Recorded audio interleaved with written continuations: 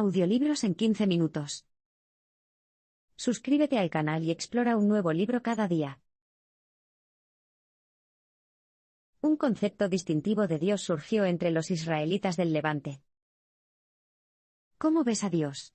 ¿Quizás como el creador del mundo, como el Todopoderoso o como una presencia espiritual? Durante milenios han existido diferentes conceptualizaciones de Dios, y la mejor manera de entenderlas es rastrearlas a medida que surgen en las historias relacionadas de las religiones judía, cristiana y musulmana. El viaje comienza hace 14,000 años en el Medio Oriente. Allí, las tribus paganas desarrollaron sus propias nociones de deidades. Tomemos como ejemplo Mesopotamia, en el actual Irak, la cuna de la civilización occidental. La gente que vivía allí veía a la sociedad como algo frágil, adoraban a dioses que contrarrestaban las fuerzas del desorden y sofocaban el caos. El mito babilónico de la creación, Enuma Elish, cuenta la historia de los primeros dioses que emergieron de un páramo primitivo. Estas deidades estaban asociadas con el agua, la tierra y el cielo. El dios Marduk creó entonces a la humanidad mezclando su sangre con polvo, lo que significaba que los humanos eran considerados de naturaleza semidivina. Sin embargo, un grupo se destacó por sus ideas sobre lo divino, los israelitas. Se habían establecido en Canaán, en el sur de Levante, alrededor de 1850 a.C.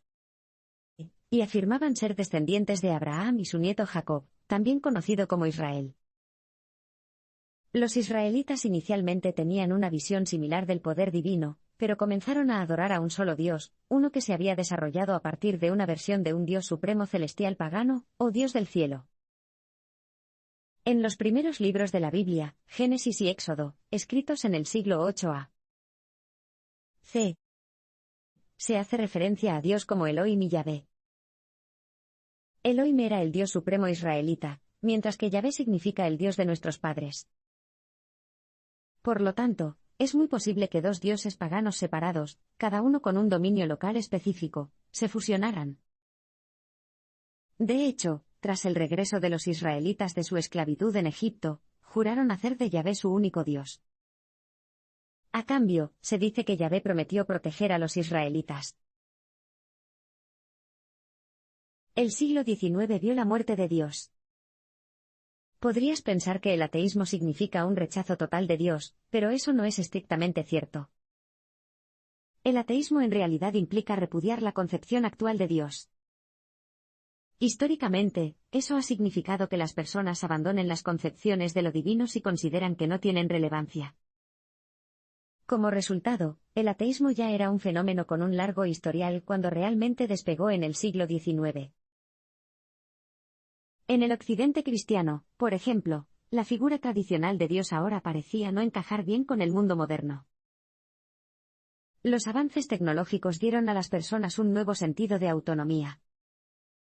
La figura de un gran hermano celestial que supervisaba toda la actividad humana, y de quien los humanos dependían ya no era suficiente. Esta figura de Dios estaba en desacuerdo con el concepto de dignidad humana que habían cultivado los filósofos de la Ilustración. Además, era un Dios que instruía a las personas a abstenerse de sus pasiones sexuales y fomentaba el ascetismo. Casi parecía, como lo expresó el filósofo alemán Friedrich Nietzsche, un crimen contra la vida. No sorprendió a nadie cuando Nietzsche proclamó la muerte de Dios en Así habló Zaratustra de 1883.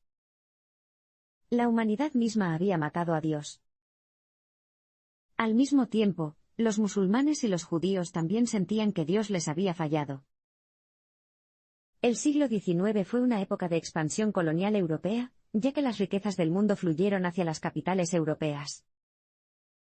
Sin embargo, al mismo tiempo, el gran imperio otomano musulmán se tambaleaba y se reducía rápidamente.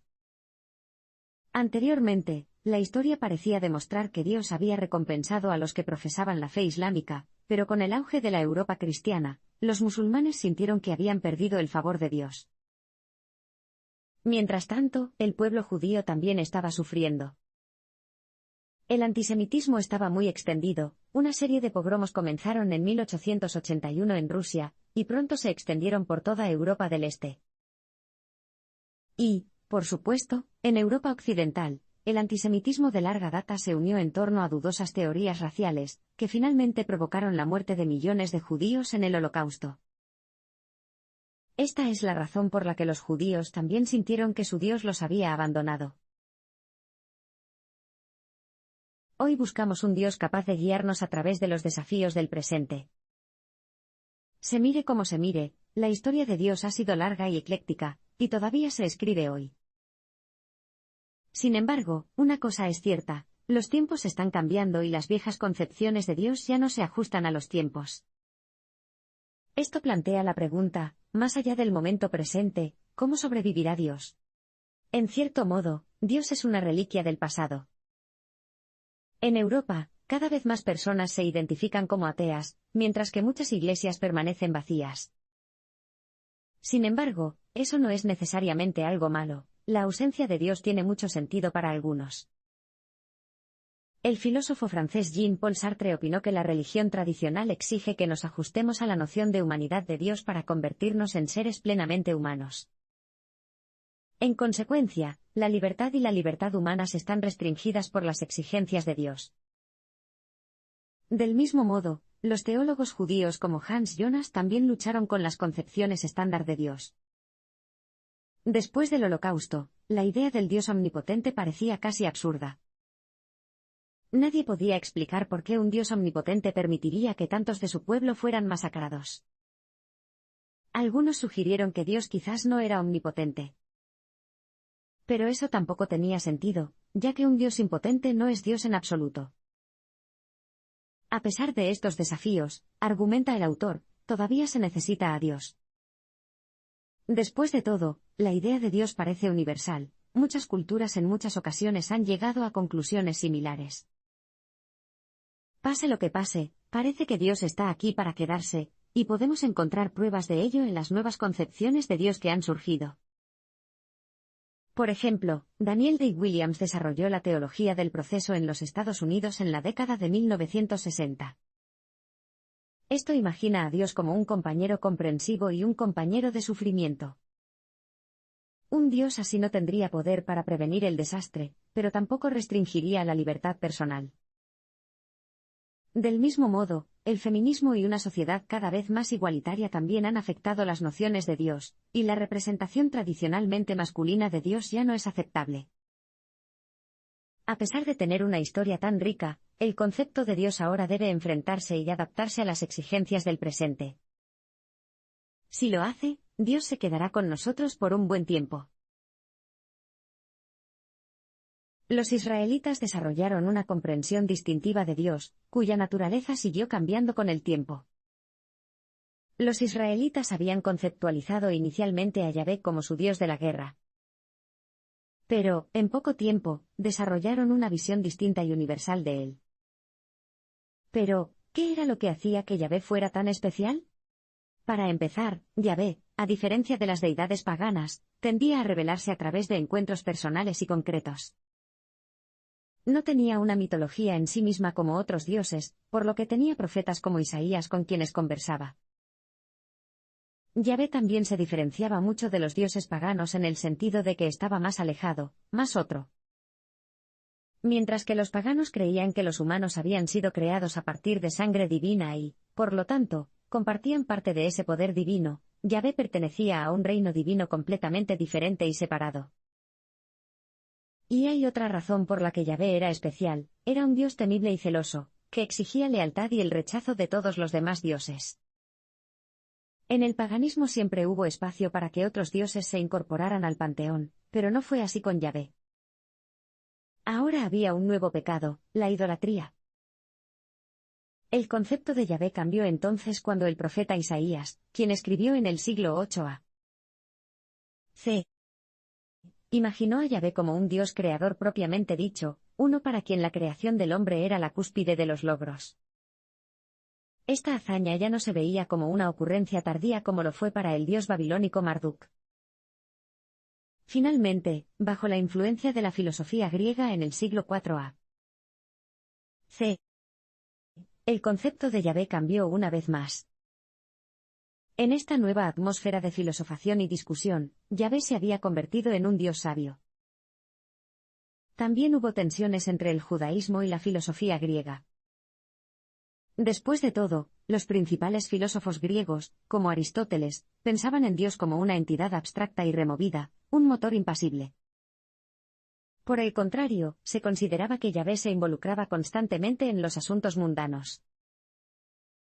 El concepto judío de Dios ya estaba plenamente establecido. El estado mesiánico de Jesús sirvió de base para un nuevo concepto de Dios en el cristianismo. La mayor revolución en la idea de un solo Dios llegó con Jesús, pero se sabe muy poco sobre su vida. El Evangelio de Marcos, el primer relato escrito, solo se publicó unos 40 años después de la muerte de Jesús.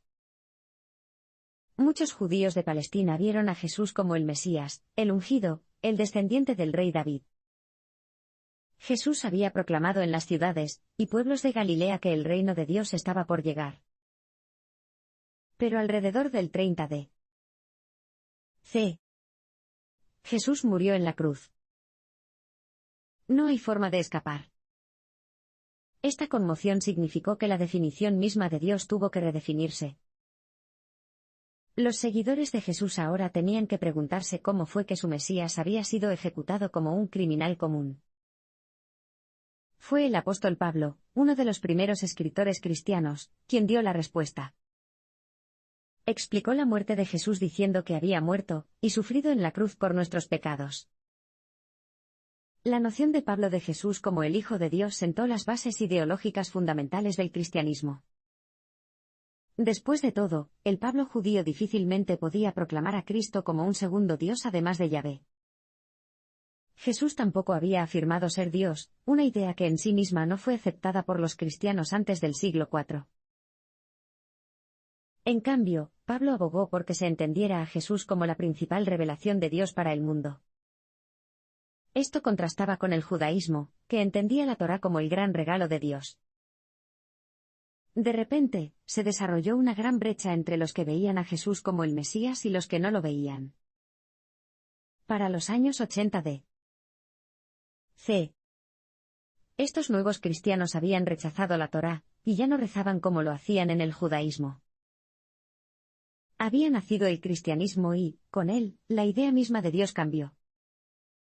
En lugar del belicoso Dios judío, el Dios cristiano era benevolente y bondadoso. Las dos religiones, y su forma de entender a Dios, ahora estaban realmente separadas. Los fundamentos filosóficos del cristianismo crearon un Dios muy distintivo. El cristianismo comenzó como un pequeño culto en el Imperio Romano, pero se extendió rápida y constantemente. En el siglo IV, gracias a la conversión del emperador Constantino, el cristianismo se había convertido efectivamente en la religión del Estado. Pero a pesar de ello, el cristianismo siguió siendo una fe desconcertante. En primer lugar, había que entender la doctrina claramente cristiana de la creación ex nihilo, es decir, el concepto de que el mundo se creó a partir del vacío. Esto contrastaba con la noción filosófica griega de que nada viene de la nada, y que el mundo había existido durante toda la eternidad. En el Concilio de Nicea del 325, que fue la primera reunión propiamente dicha de dignatarios cristianos, se aceptó formalmente la doctrina de la creación ex nihilo. Pero seguía siendo una idea difícil de internalizar para quienes llegaban al cristianismo como paganos. Aún así, el elemento más complicado del cristianismo era, con diferencia, el concepto de la Santísima Trinidad, el Padre, el Hijo y el Espíritu Santo, así como su relación entre sí. Los cristianos estaban confundidos. No estaba claro si Jesús era Dios o solo el Hijo de Dios. Y el Espíritu Santo era el más desconcertante de todos, algunos lo veían como otra forma de expresar Dios, mientras que otros lo veían como una entidad real. Tales definiciones tan variadas estaban en la mente de los primeros teólogos cristianos cuando buscaban definir este aspecto clave de su religión. 3 teólogos del siglo IV fueron los primeros en explicar la existencia dual de un solo Dios y una Trinidad divina. Eran Basilio de Cesarea, Gregorio de Nisa y Gregorio Nacianceno. Cada uno buscó diferenciar entre la esencia de Dios y sus actividades en la tierra. Según ellos, los términos Padre, Hijo y Espíritu se referían a la esencia de Dios. Cada uno dio solo una visión parcial e incompleta de la naturaleza divina de Dios. Pero, lo que es más importante, eran inseparables, del mismo modo que Dios mismo no podía dividirse. Después de todo, ¿cómo podría un simple mortal concebir realmente a Dios tal como era? El profeta Mahoma llevó la fe islámica monoteísta al mundo árabe. Si bien sabemos poco sobre la vida de Jesús, no se puede decir lo mismo del profeta Mahoma, el fundador de la fe islámica. Muhammad ibn Abdullah nació alrededor de 570 en la bulliciosa ciudad árabe de la Meca, en la actual Arabia Saudí. Formaba parte de la tribu Quraishi, como tal, trabajaba como comerciante en la ciudad. En ese momento, los árabes adoraban a deidades paganas, incluido su dios supremo Alá. Pero una noche cambió la historia para siempre. En la séptima noche del mes de Ramadán del 610, Mahoma se despertó de su sueño en el monte Hira. Apareció un ángel y le ordenó que recitara. Mahoma creyó que había recibido una revelación del Dios de los israelitas, y se dispuso a compartir esta noticia con su tribu. En lo que respecta a Mahoma, simplemente estaba restaurando la antigua religión monoteísta. Pero en realidad terminó fundando una religión completamente nueva. El Islam debe su nombre a la idea de entregarse al Creador Alá. El término musulmán está relacionado porque significa alguien que se ha rendido. El Islam enseña a los musulmanes a crear una sociedad justa y equitativa.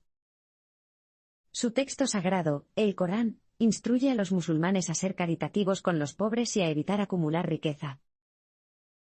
El Corán no es solo un manual, también es un texto extraordinariamente hermoso.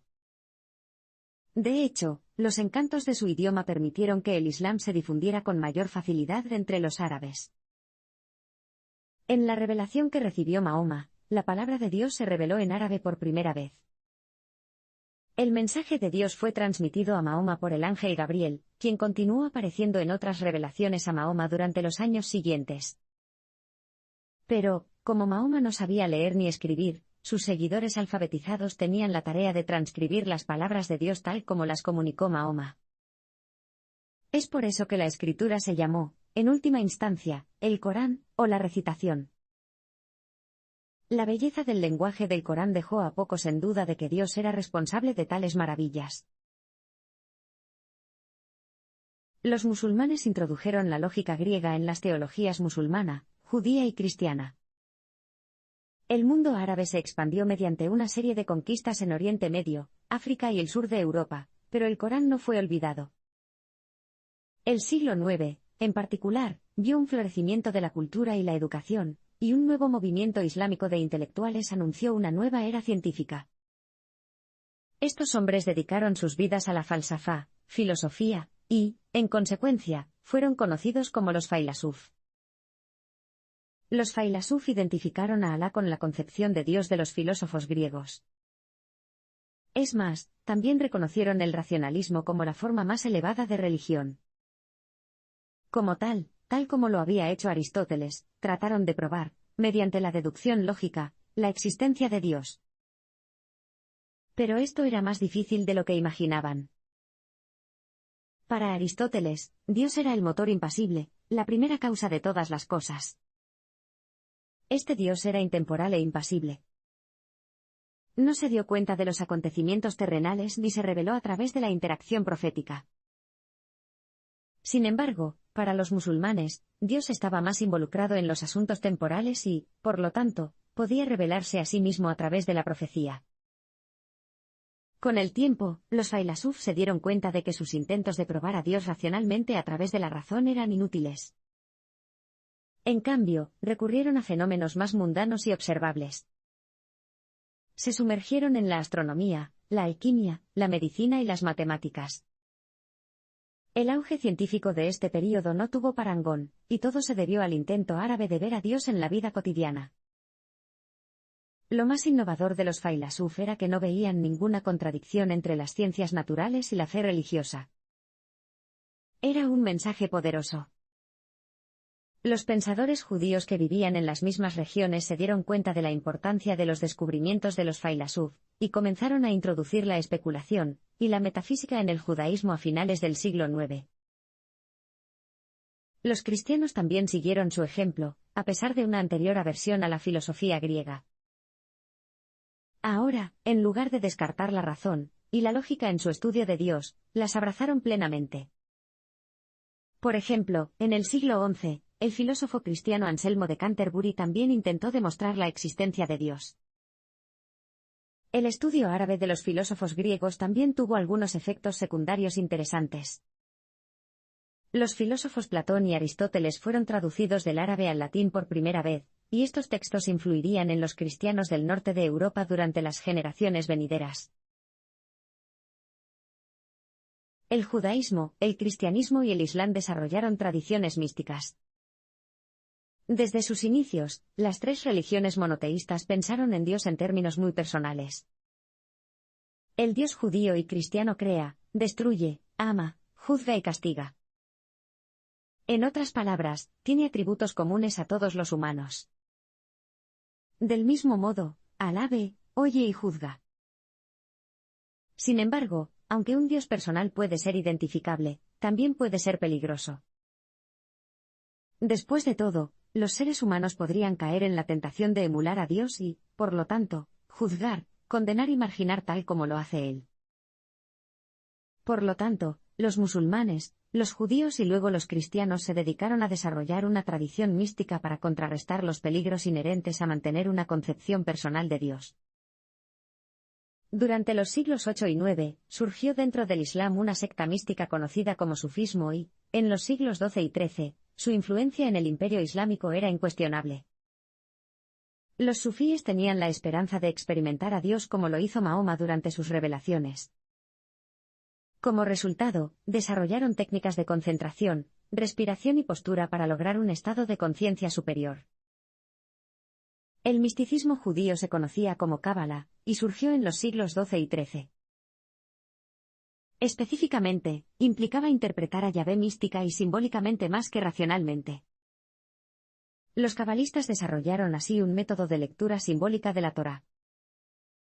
Se pensaba que cada palabra se refería a una de las 10 sefirot, o numeraciones, cada una de las cuales representaba un aspecto diferente de lo divino. Era una disciplina que el maestro transmitía a los alumnos. Esto también explica el nombre de Kabbalah, que significa tradición heredada. Pasó hasta el siglo XIV antes de que el misticismo se materializara en la Europa cristiana. Los místicos europeos, como el fraile dominico alemán Meister Eckhart, pensaban que la razón humana y las imágenes humanas no permitían una visión adecuada de Dios. En cambio, estaba a favor de una comprensión más mística y abstracta.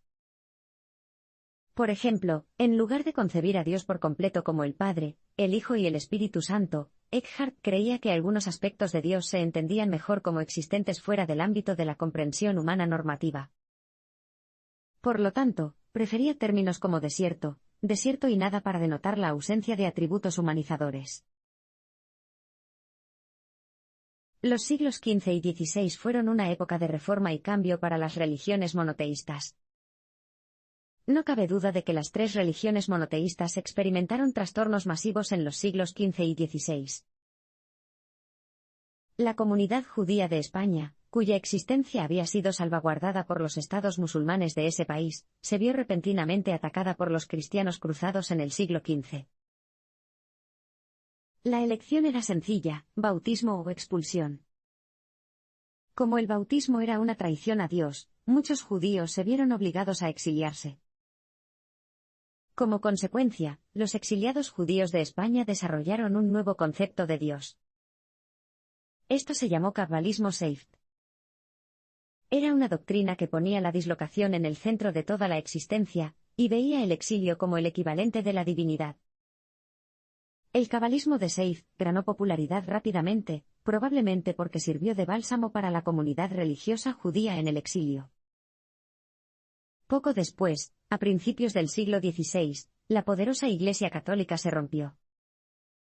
La Reforma protestante había comenzado, dirigida por defensores que buscaban anular las estrictas doctrinas y las prácticas corruptas de la Iglesia. Sin embargo, los reformadores no desarrollaron nuevas concepciones de Dios. Por ejemplo, Martín Lutero defendió una forma de fe más simple, mientras que Juan Calvino abogó por una reforma basada más en los principios sociales, políticos y económicos del cristianismo, algo que demostró ser muy influyente con el tiempo. Mientras tanto, el Islam también estaba experimentando la profundización del cisma que existía desde hace mucho tiempo entre el Islam chiita y el sunita. Esta división se produjo originalmente después de la muerte del profeta Mahoma. Los chiitas creen que los descendientes de Mahoma deberían ser los únicos sucesores y líderes de la comunidad musulmana, pero los sunitas rechazan este estricto linaje. En 1503, Shah Ismail, el fundador de la dinastía safávida, llegó al poder en Azerbaiyán y extendió su territorio al oeste de Irán e Irak. Shah Ismail también se imaginó a sí mismo como un imán y, como tal, impuso el Islam chiita a sus súbditos. Su objetivo era erradicar el sunismo por todos los medios posibles. La Ilustración tuvo como resultado el resurgimiento del Dios impersonal de los primeros filósofos. El final del siglo XVI marcó el comienzo de una nueva era científica y tecnológica. Su impacto en las concepciones de Dios fue colosal, por decirlo menos. Ahora, la gente ya no temía el cambio, sino que lo abrazaba. Además, se estableció firmemente una nueva creencia en el desarrollo y una nueva narrativa del progreso. Habían llegado las nuevas tecnologías, la productividad había aumentado y las personas se sentían más a cargo de sus propios asuntos. El capitalismo también era visto como una nueva fuerza liberadora surgida de la misma tela. La Ilustración, como se la conoció, llenó a las personas de un nuevo espíritu de independencia en los términos defendidos por filósofos como el alemán Immanuel Kant. Estos cambios masivos, por supuesto, también influyeron en la idea de Dios. Algunas de las mentes más brillantes de Europa centraron sus habilidades en intentar probar la existencia de Dios, tal como lo habían intentado los failasuf en el siglo IX, y como lo habían hecho los griegos en la antigüedad. En el siglo XVII, por ejemplo, el filósofo francés René Descartes confiaba en que esto se podía hacer. Como matemático, buscó una prueba analítica de la existencia de Dios a través del razonamiento abstracto, analítico y matemático. Mientras tanto, Isaac Newton abordó el tema desde otro ángulo, la mecánica. Vio a Dios como la única fuente de actividad física en el mundo, y trató de exponer ese punto de vista. Como idea, en realidad no estaba tan alejada de la noción de Aristóteles de un motor impasible. Tanto Descartes como Newton estaban unidos en el nuevo espíritu científico de la época, basado en la experimentación y la observación. En otras palabras, el misticismo, la mitología y el culto a la religión no tenían cabida en su forma de pensar. Su nuevo credo religioso se conoció como deísmo. El deísmo se deshizo de la revelación, el mito y la tradición de elementos religiosos como la Santísima Trinidad. En su lugar estaba un dios o deus impersonal y sin rasgos distintivos.